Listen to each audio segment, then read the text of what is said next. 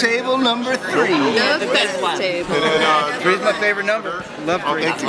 You're lying. I'm not actually. Hey, I'm not actually. how you doing? How you doing? I got my elixir of the gods. I saw you jumping over there. I never I know. seen Do you need that I have never seen this man drink coffee. You don't drink I coffee need a it lot? now. I don't. I need it. Incredible. The rare occasion.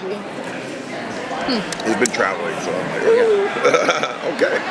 I'm dying to know from you guys what your favorite cold open is. Ooh, that's I know it's so hard to hard. That's so hard. There's a lot of them. And you don't have to be in it either. Yeah, no, I of know.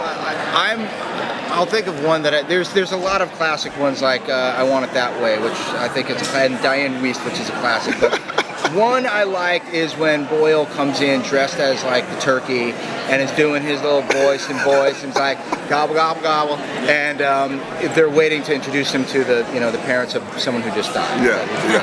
So I thought they always have great turns. No, one that cracks me up every time I see it is Frosted Tips.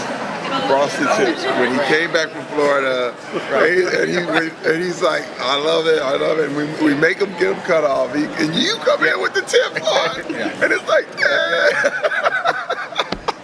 listen, I try not to laugh every time I see that. Like, and as a test, I like playing. I can't. When you're in a bad mood, you watch it. I play, I'm having a bad day. and it's the Frosted tips. Tips. Oh, it's so good. I'm sorry. Sure, you feeling bad? Hey, Frosted Tips. Frosted Tips, up, man. I got put on the cold Think open, about it. watch Frosted Tips, and you're back. It's all good. Along those lines, when you have such a show that can be so much fun on camera and off camera, there's a lot of improvisation as well. After you've already said your lines, and then there's the fun. How has that evolved as the seasons have evolved? Like individually? I think it's gotten a little less, actually.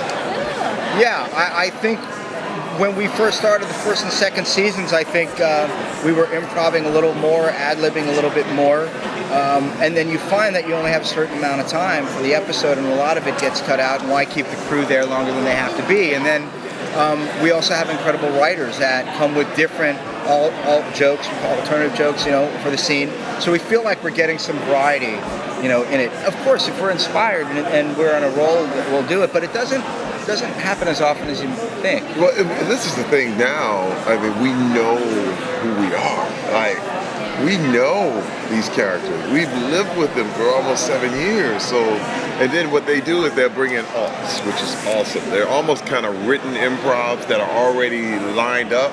And so you can do it 5 different ways, and they'll edit it to the best way. But this, again, is a testament to safe comedy, is that we trust them to do that. Because I've been in places where they tell you to do it this way, and you stuck with it, and you like, oh, if I knew that was gonna happen, I'd have done it another way. Right. You know what I mean? And you wish you could have had another chance, but that's what's so beautiful. They let you do it several different ways. It's beautiful. The writers are not precious with the jokes. Yeah. You can't be precious with the jokes. They're precious with the characters, but they're not precious with the jokes. That's a good point.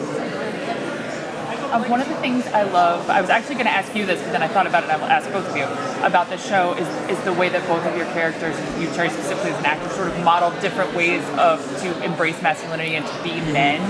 And I think that's so important, especially on such a diverse show as this. So could you guys talk maybe a little bit about how you approach that kind of thing? I love that question. question. It's so great to see. Well, yeah. First of all, I'm so proud to work with this cast and work with, again, the examples are so important. And I was saying this before, is that, entertainment doesn't solve problems. It highlights them, it puts a shine on them, it lifts it up, it says this is the problem, but it's up to you to fix it. You know what I mean? But it doesn't solve it. And a lot of times people are like, well, we got an example of a good guy on there and now the problem's over. No, it's not. But what happens is you now have an example. You now have something to look at that says, wow, that's cool. You know what I mean? And when I look at the different kinds of masculinity that we show, I just think it opens it up for so many people, It's important, especially with Boyle's character, it's important to show that affection doesn't have to always be sexual. It's important to show that adoration doesn't have to be a weakness, especially with straight men to other straight men. And so, I love that the characters have never shied away from Boyle's just enthusiasm for friendship and connection, and it's a testament to their courage. We always try to calm that down. Yeah. It's like, But no, you- Boyle, yeah. whoa, hey, that's okay. Yeah, because but he's that's so how it is in unalert life. to it. People be Like, like, whoa, that's how it is. But you're we're trying to showing it. save him like Yeah. from himself, you know. Yeah. But it's so funny. It's a Yeah. great joke. It's because he's so earnest, and I love it. Right. What is your favorite prank on the show? Can you tell us about something we can look forward to? Because they always have the best office pranks, and they always seem to one-up themselves each year. Frank, among the actors, or in the On the show or among the actors, either one would be fine. we don't do pranks on each other. No, it's like One of fun prank is always, to Terry's point about Boyle, is that Boyle gets so excited about things. Like if he comes in and sees everyone's in costume, and he hadn't dressed up because no one ever does, and then he sees everyone's into it, and then they play him like that. I mean, that's a fun prank. It's because they do love him. We love him. The line is here, and he always goes over. Yeah. It's just always over. But one joke that we always do, we have a bad acting technique thing that we always do. But Andre will be like, what's the worst thing you've ever seen? And he's like, the head shake. It's like, it's like and then we sit around and do it for a long time. We all see how bad, and it really is. He'll do that. Remember Or that? like he'll just do like a. He'll do the crossing arms. And we're like, oh my God, that's horrible. So anytime you see it anywhere, you're like, oh no, don't do it. So it's kind of an in joke. You haven't lived until you see Andre Braugher make fun of acting technique. Oh Then you're my living. God. Now I got to tell a little bit about Andre right now. I'm gonna give you a little thing. Andre knows everything about what this script is. It's funny because he was like, we had a one line where we were gonna go to Flatbush, and I was like, yeah, we're going to Flatbush. He was like, stop, hey. You can't get to Flatbush in that amount of time. I was like, oh my God! And I'm not even joking. He said, no, there's no way we can get from there to there. I won't do it. You have to rewrite it. And I was like, damn, that's the level. And I was a slacker, man. Was that first or second season? It was second season. Second season, Andre. He was so hardcore. I was like, oh man. Sixth season, Andre be like, I was like, all right, I'm not an take it actor. there. I quit.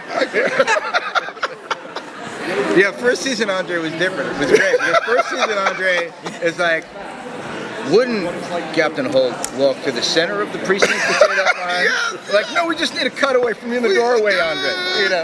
It was great. And then he turned into Dre. It was like, hey, what's up, Dre? Yeah. Now he's went from Andre to Dre now. Yeah, Okay. that's right. I'm sorry. Thanks, guys. We're slandering Andre. Love you guys. Thank you. Thank you so much.